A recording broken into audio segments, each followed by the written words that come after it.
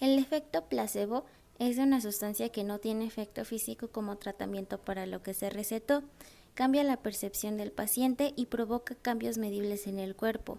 Para la analgesia del dolor es más eficaz si se da un contexto, o sea que si un doctor te da una pastilla de azúcar, pero tú no sabes que es una pastilla de azúcar y él te dice que este medicamento te va a curar el dolor, tú te lo vas a creer y efectivamente se te va a pasar el dolor. El 20 y 50%, entre el 20 y 50% de la población tiene efecto placebo. Por ejemplo, para que se apruebe un medicamento, se hace una prueba donde un grupo de personas se les da un efecto placebo y el medicamento. Pero los doctores, quienes están haciendo las pruebas, no saben quién está tomando el medicamento y quién el placebo, y tampoco los participantes saben qué están tomando. Entonces, si se hace el efecto más eficaz en el medicamento, se aprueba. Por ejemplo, para la eficacia, una falsa cirugía, que es, por ejemplo, abrir al paciente y cerrar inmediatamente, el paciente se va a creer que sí hubo una cura ahí, aunque en realidad no se haya hecho nada. Entonces, en jerarquía estaría la falsa cirugía, una inyección, 2 cápsulas y una cápsula. Los colores de las pastillas también tienen que ver. Los cálidos, como rojo, amarillo y naranja, estimulan a los pacientes y son útiles en la depresión. Los fríos, como el azul y gris, dan tranquilidad, alivio y sedación. Por ejemplo, también tiene que ver el tamaño de la pastilla, si es más grande, si es más costoso y si es una cápsula. Y el efecto nocebo es cuando no se cree en el efecto de cierto tratamiento. O sea, de que si una persona se toma algo y tiene pensamientos como de que no le va a hacer nada ese medicamento, efectivamente el medicamento no va a tener ningún efecto, aunque el medicamento sí sea pues apropiado para lo que se le recetó. Y como la persona no cree que el efecto de la pastilla es bueno, toma más dosis, lo que puede dañar a los órganos. El dolor neuropático es una alteración del sistema nociceptor dependiente de reorganización bioquímica o anatómica. Hay disminución de sensibilidad distal, táctil, térmica y vibratoria. Es dolorosa, simétrica, tiene distribución en guante o calcetín. Es una degeneración axonal con el crecimiento de axones y genera impulsos espontáneos. Hay dolor crónico causado por lesiones en sistema nervioso central o sistema nervioso periférico. Como cuadros clínicos tenemos neuropatías, esclerosis múltiple y hay síntomas de atrapamiento nervioso. Es una hiperexcitabilidad y plasticidad neuronal central y periférica. Y como diagnóstico tenemos signos positivos y signos negativos. Dentro de los positivos es que son espontáneos sin necesidad de que haya un estímulo y hay parestesia o disestesia.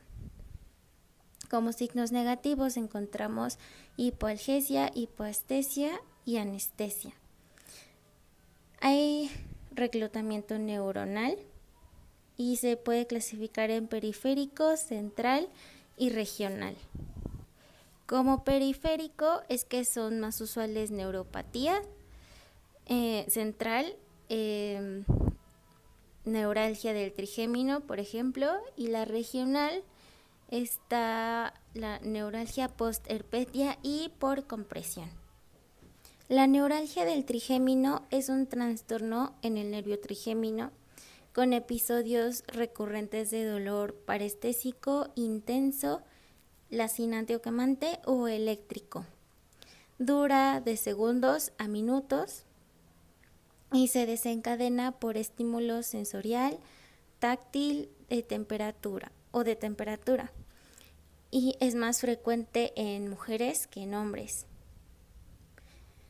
responde parcialmente a el fármaco de la carbamazepina, pero se podría decir que no hay fármaco ni tratamiento específico pero se le podría recetar antidepresivos, pregabalina, tramadol, opioides, cannabinoides, entre otros. La farmacología tiene distintos conceptos o términos. Por ejemplo, un fármaco es una sustancia química que puede interactuar con un organismo vivo, ya sea para tratamiento, curación, prevención, de diagnóstico o por un proceso fisiológico. La farmacodinamia estudia lo que el fármaco hace en el cuerpo. La toxicología son efectos nocivos de los fármacos. La farmacogenómica estudia la expresión de genes que alteran el efecto del fármaco. Un uso óptimo se puede definir como la mayor eficacia, menos tóxico y más barato. La afinidad es cuánto se une a un fármaco a su receptor, ya sea por uniones de Van der Waals, iónicas, puentes de hidrógeno, interacciones hidrofóbicas o enlaces covalentes. La potencia de un fármaco se relaciona con la magnitud de la dosis tomada y la respuesta del fármaco. La eficacia es cuando el fármaco consigue hacer efecto en las condiciones controladas.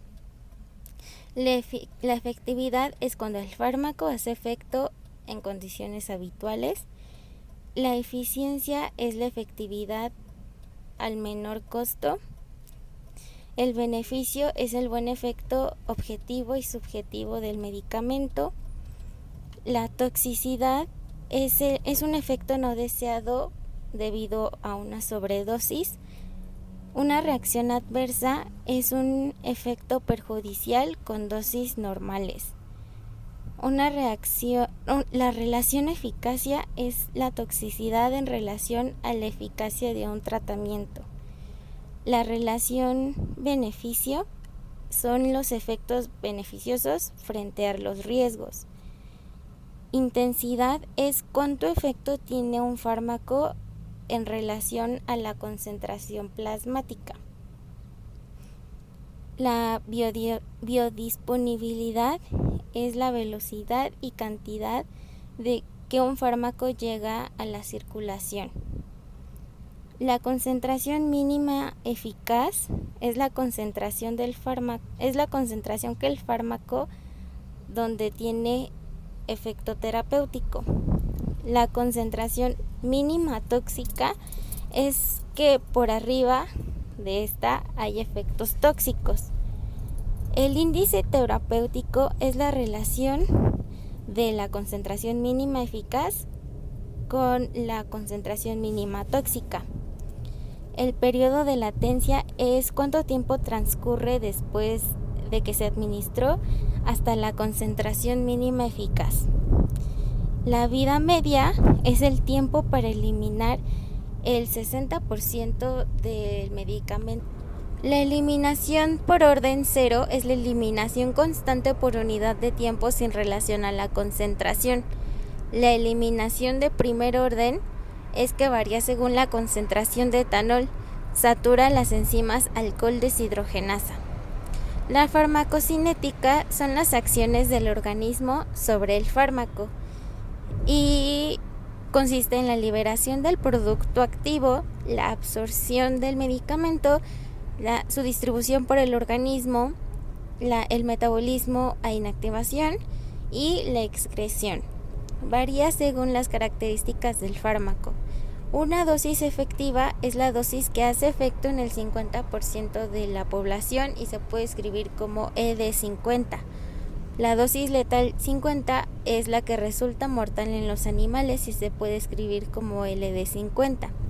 La absorción en la farmacocinética puede ser por vía enteral o vía parenteral. Por la vía enteral está la vía oral, sublingual, rectal y gastroentérica. Por la vía parenteral Está arterial, venosa, muscular, subcutánea, inhalatoria, nasal, epidural, conjuntival, uretral y vaginal. Por la muscular se pueden inyectar en deltoides, máximo como 2 mililitros, en el glúteo máximo 5 mililitros, en el muslo máximo 5 mililitros también. En niños, máximo 1 mililitro y depende la cantidad del músculo.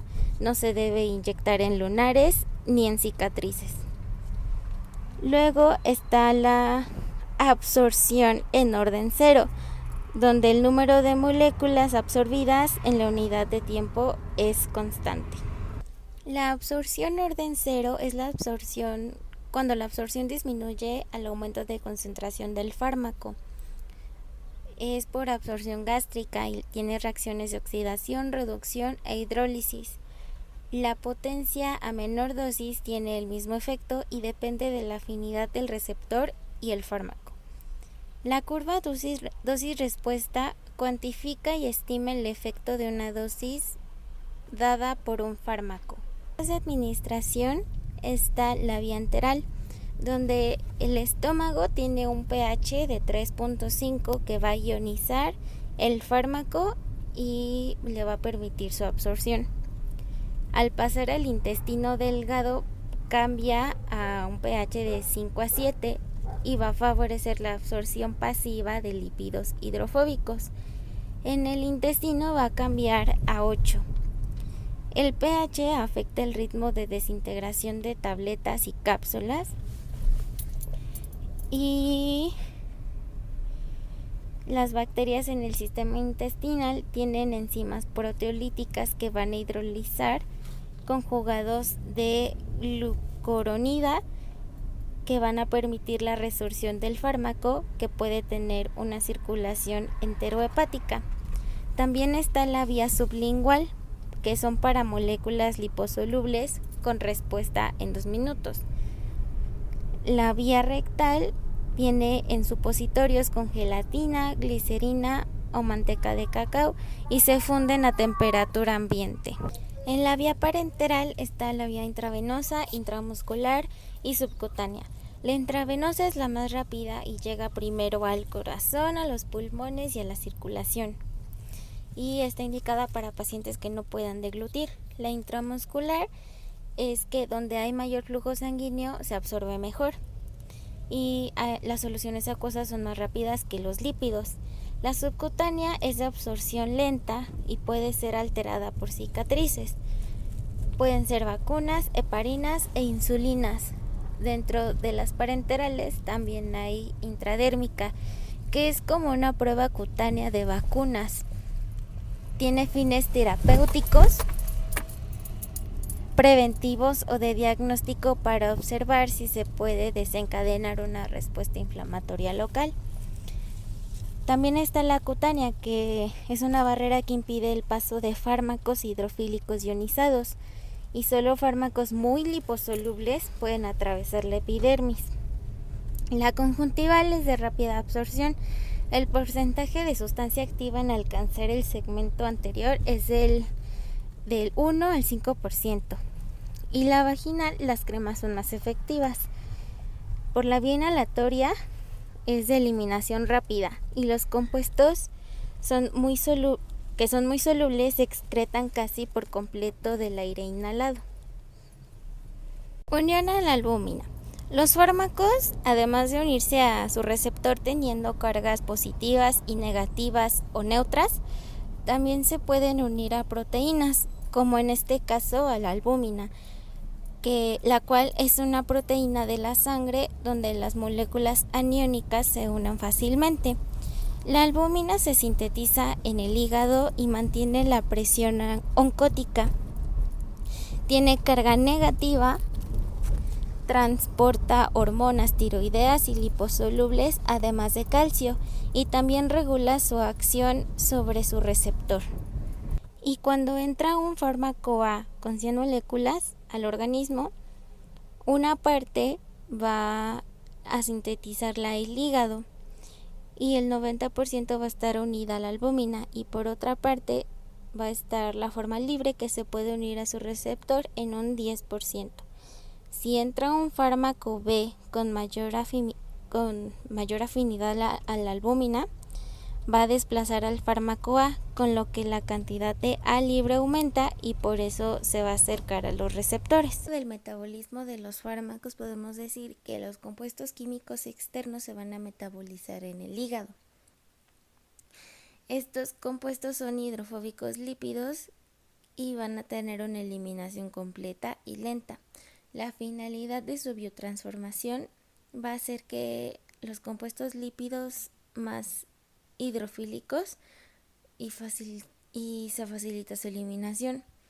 Vamos a tener dos fases. La fase 1 va a ser de oxidación por P450 y la hidrólisis reducción. Y la 2 va a ser conjugación.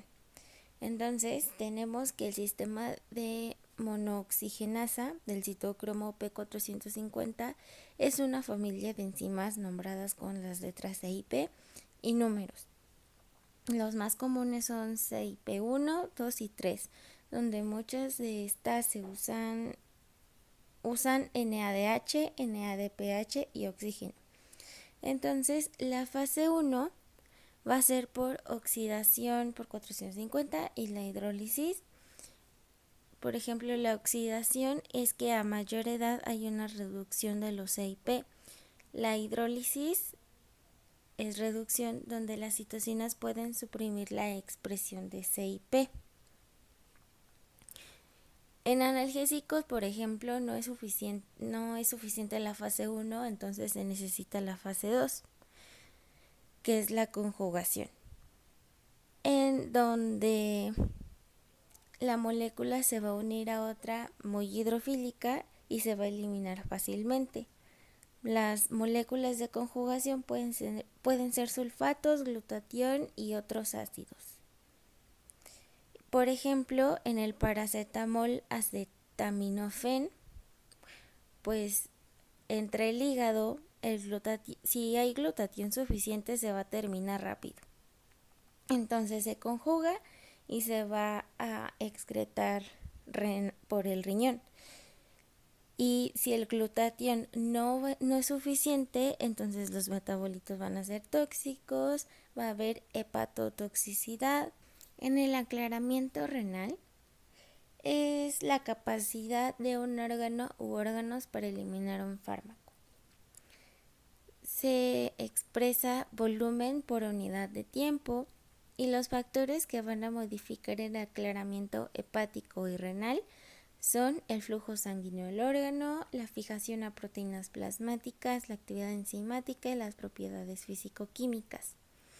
Sus pasos son filtración, reabsorción, secreción y excreción. En la filtración, como vemos en el esquema, se da por la fuerza hídrica de la tensión arterial, como aquí. Después, la reabsorción, donde se reabsorbe sodio, potasio, agua, cloruro de sodio y glucosa. Después está la secreción, donde se secreta potasio, urea e hidrógeno. Y después está la excreción, que es la orina, donde se produce 1 mililitro por minuto. Y luego, la creatinina es un producto de desecho por los músculos como parte de la actividad diaria. Normalmente los riñones filtran la creatinina y de la sangre y la expulsan en la orina. Cuando hay alteraciones en el riñón, se acumula más en sangre y menos en la orina, y su eliminación es constante.